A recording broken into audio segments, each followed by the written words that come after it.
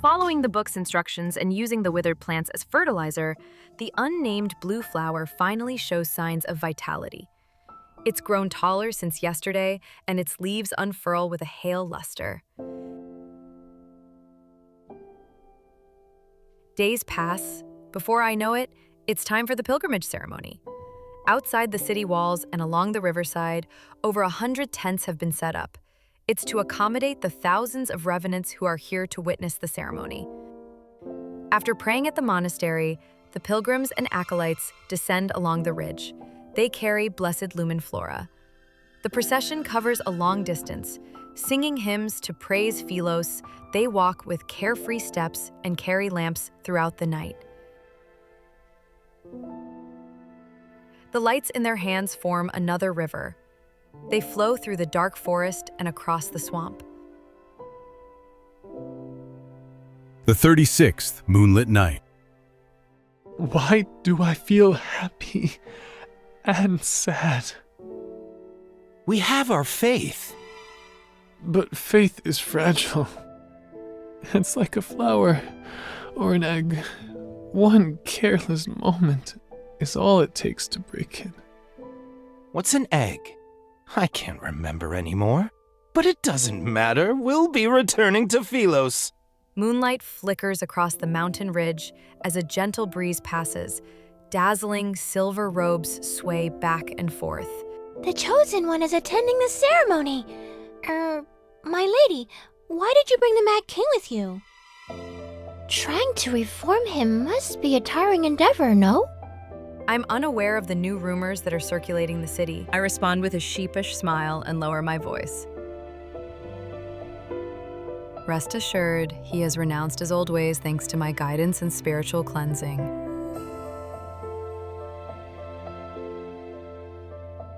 The young revenant's expression becomes one of astonishment and admiration.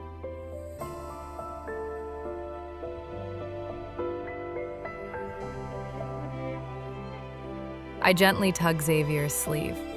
He glances at me and chooses not to expose my lie. That's wonderful. May Philos prosper under eternity's divine gaze. Why do the revenants always say weird things? Ready to depart, I pull on Xavier's sleeve, yet he opens his mouth. What if your eternity's foundation involves sacrificing others? Nonsense! Philos is the embodiment of eternity, and everyone possesses an immortal soul. Even if some are sacrificed, they're necessary and justified. How can we fight against the emptiness of time without immortality? How can we explore the universe? Assuming eternity does belong to Philos, then, why did you and the others die? Yeah. Unable to refute his argument and intimidated by his sword, the young revenant stomps her foot and storms off.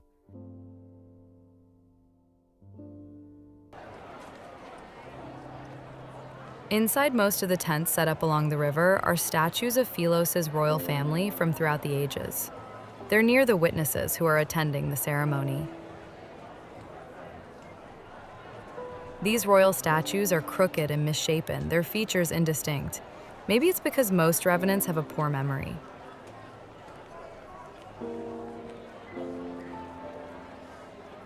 This one is surprisingly lifelike. Its face is too fierce for my liking, however. I approach it and examine the small wooden figurine placed in the back. For some reason, it has a wooden stake in its chest. The last king of Philos, the man responsible for Philos' downfall. An indescribable emotion stirs.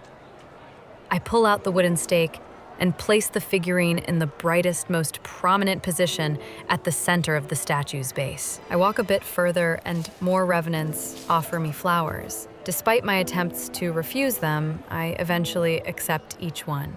Can you even carry all of these flowers?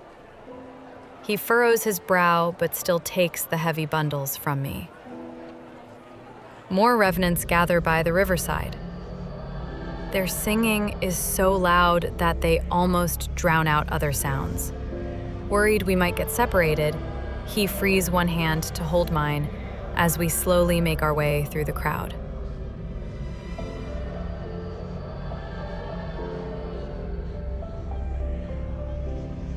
The last king of Philos, and the man responsible for Philos' downfall.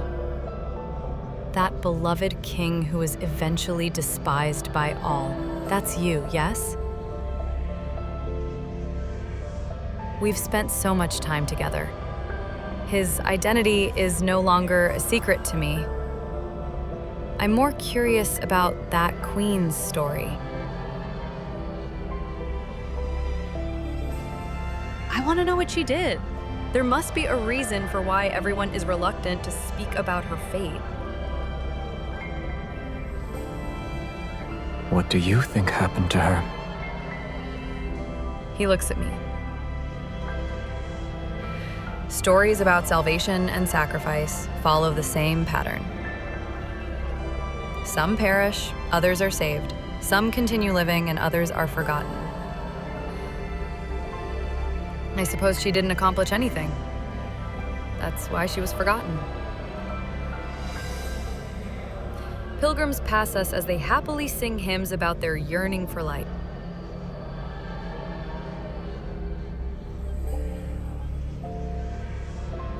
Xavier watches the group heading toward the riverside. He suddenly speaks to me. In the beginning, her statues decorated every street. Some were dissatisfied with her conduct, but most adored her. They believed she would be the chosen one who'd lead Philos to its rebirth. She was the key Philos needed to obtain true eternity. And then?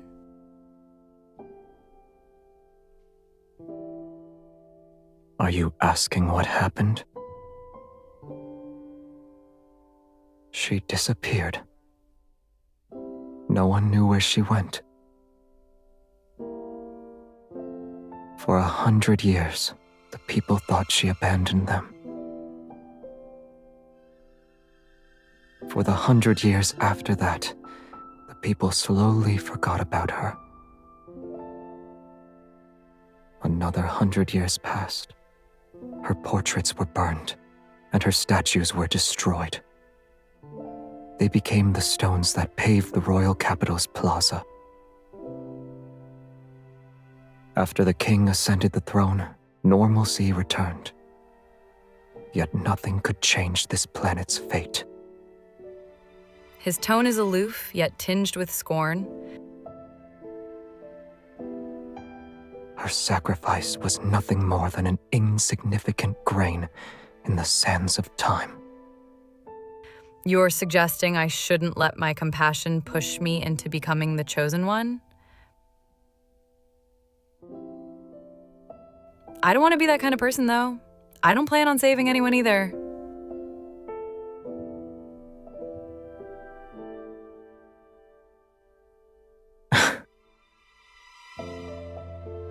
What? Do you think I'm being selfish?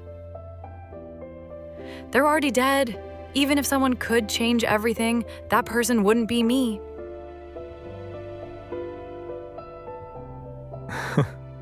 You were destined to fail as the chosen one the moment you gave them a modicum of pity. Why do I feel as if you don't have faith in me?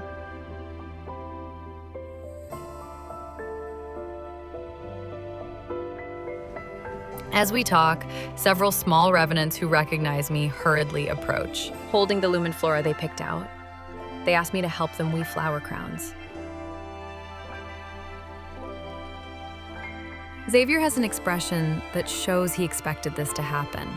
I sigh and push away the revenants. One crown each. Form a line.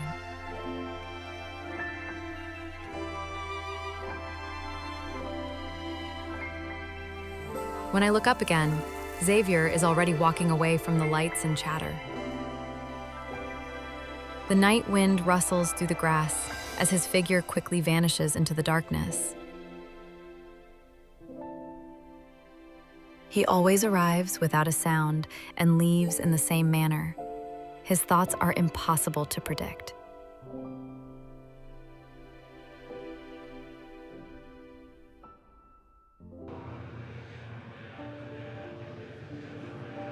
The ferryman and young king stand by the riverside.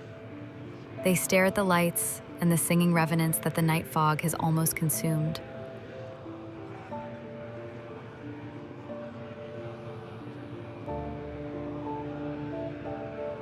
You keep her close.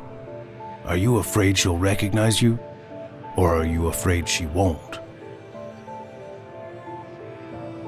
She won't remember. It won't be long until the apocalypse arrives. After this pilgrimage ceremony, the river might grow again. And it might reach the Tree of Life. Do you want to be a witness to that? Should they find a method to return, they'll see Philos is no longer the place they imagine it to be. As the hymn reaches its climax, the boat carrying the pilgrims reaches the center of the river. Amidst solitude and stillness, he turns to look at the elderly man behind him. Isn't it peaceful when there's no one to ferry? For us who desperately clung to life until the very end, being trapped here is a punishment. Yet sinners should atone for those who died unjustly. Am I mistaken? And her? What will you do when she can't continue?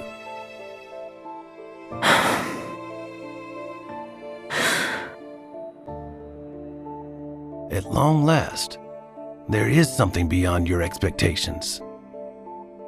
When the time comes, I'll have already made my preparations. Seeing that he doesn't want to discuss it any further, the ferryman sighs and says nothing.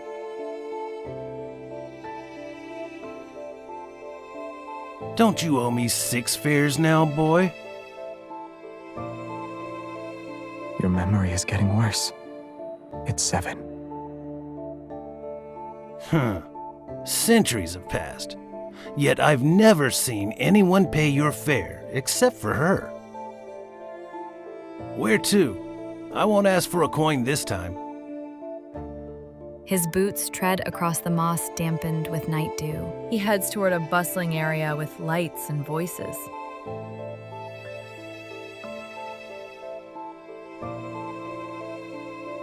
Nowhere. I'm waiting for someone.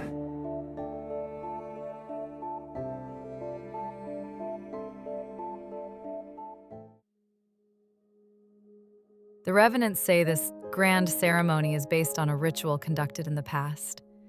It was how the royal family bid farewell to knights before they were sent to battle.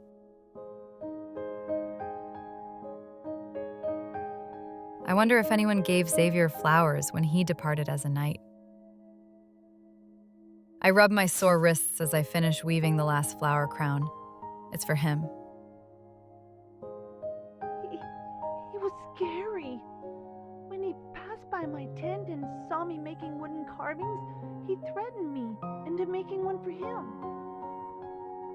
My ears perk up when he's mentioned. I walk toward the tents surrounded by the revenants. What did he ask you to carve? A small wooden figurine of the chosen one. It's you, my lady. Huh? Did he pay for it? He only gave me a gemstone from one of his buttons. Was he trying to flaunt his wealth? Unbelievable. He's only pretending to obey you. He'll spend every night cursing you with that wooden figurine. That's an exaggeration, don't you think? Strange yet restless emotions stir in my heart. I look around, but I can't see him anywhere. Songs drift from the rustling forest in the distance. As the moon rises to its apex, the pilgrimage ceremony reaches its climax. The chosen pilgrims drift downstream in small boats. They sail amidst the revenants' cheers and songs. The revenants remove the floral wreaths from their wrists and toss them skyward. There is a shower of light that rains down.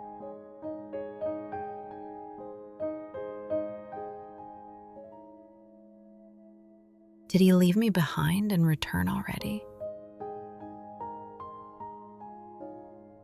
For some reason, this scene feels strangely familiar. It's as if there was an even more magnificent celebration in my memory. What's happening to me?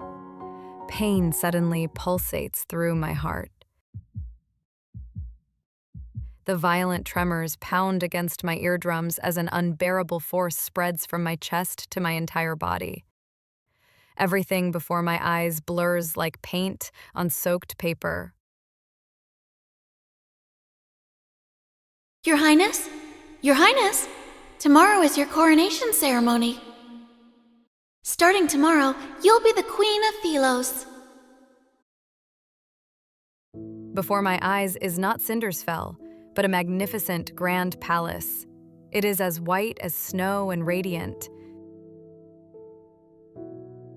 For your coronation, he asked for 20 carriages to be filled with fresh flowers. I'm telling you this in secret, so you didn't hear it from me. The children he hired lined the streets. They cheered and scattered flowers. Some stood along the roadside, others on rooftops. In the end, the entire square turned into a sea of flowers. Did you see it? Is this my memory? Are they talking to me? Wild winds sweep through the area and toss aside the already weightless bodies of the revenants. They tightly hold their hoods as they gather around me. It's the chosen one! My My lady! Excited, expectant gazes approach me. I try to step back, but these individuals move closer. What did you just call me? The chosen one! You shall save us, my lady! Voices assault me from all directions as countless hands grab at my dress, their expressions revealing an urgent zealotry. Do you remember what Philos was like? You met the pilgrims in Philos. Did they find happiness? I heard that... What are they talking about? Help me! Oh, great Xavier! Help me! Philos pilgrims? Who am I? Why can't I remember anything? My memories have been burned to a crisp. My mind is a blank slate, and I feel a strangeness unlike anything I've ever known. Philos is about to meet its end. We beseech you, your majesty. As the ruler of Philos, you must ensure this planet survives. The ether core within your heart can save Philos from destruction.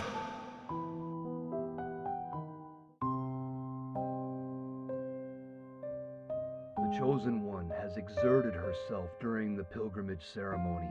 Leave her be. The crowd parts. When I raise my head, I see an elderly man in white robes standing before me. I don't understand why he's smiling. Wary, I step back. Take her away. After he turns and walks elsewhere, a young acolyte immediately runs toward me. My lady, please return to the monastery with me. Wait! Please don't wander off!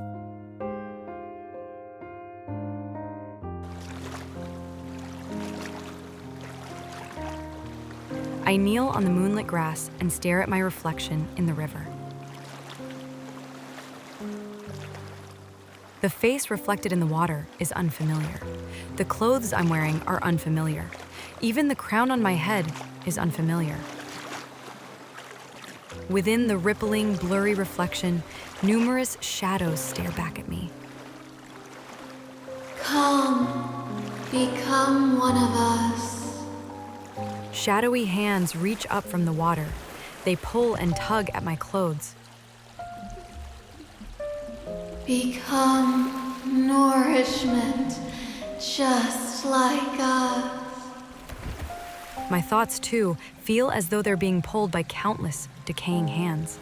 I'm slowly sinking into a whirlpool. Why are you here by yourself?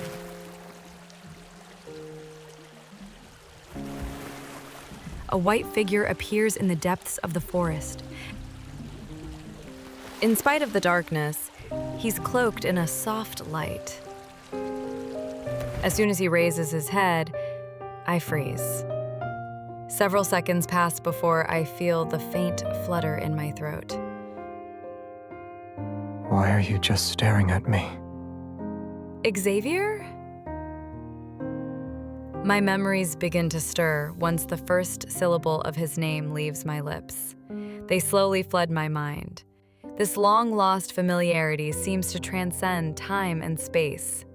It compels me to run to him and hold him close. But an icy hand from the riverbed tightens its grip. I'm dragged into a bottomless darkness.